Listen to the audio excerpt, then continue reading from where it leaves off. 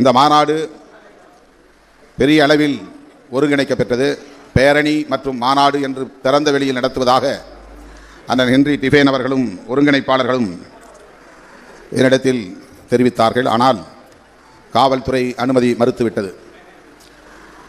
திருப்பரங்குன்றத்திலே நடத்துவதற்கு கேட்கவில்லை, மதுரை மாநகரத்தில் நடத்துவதற்காகத்தான் அனுமதி கேட்டோம். மதவெறியை தூண்டுவதற்காக கேட்கவில்லை, மத நல்லிணக்கத்திற்காக கோரினோம். ஆனால் காவல்துறை சட்டம் ஒழுங்கு பிரச்சனை என்கிற அடிப்படையில் இதை அணுகி ஒரு நன்முயற்சிக்கு தடையாக இருந்திருக்கிறது. பேரணி நடத்தியிருந்தால் பெரும் தாக்கத்தை ஏற்படுத்தி இருக்க முடியும்.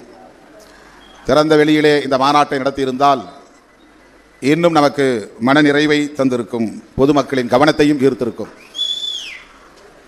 இதை நடத்தக்கூடாது என்று காவல்துறை மற்றும் வருவாய்த்துறை அதிகாரிகள் தடை விதித்திருப்பது அதிர்ச்சி அளிக்கிறது. மத நல்லிணக்கத்தை விரும்புகிற அரசு இங்கே நடக்கிறது. மத நல்லிணக்கத்தை வலியுறுத்தக்கூடிய முதல்வர் இங்கே ஆட்சி பீடத்தில் இருக்கிறார்.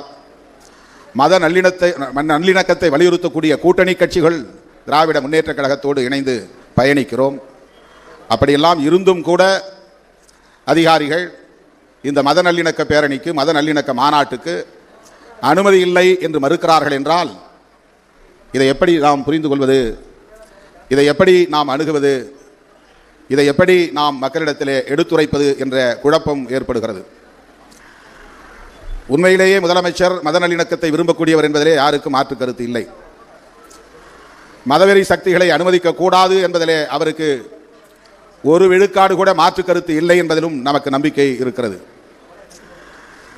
விடுதலை சிறுத்தைகள், இடதுசாரிகள் போன்ற அரசியல் இயக்கங்கள் திராவிட முன்னேற்ற கழகத்திற்கு இந்த அடிப்படையில் தான் நல்லாதரவை வழங்கி வருகிறது என்பதும் நாடறிந்த உண்மை, மக்கள் அறிந்த உண்மை.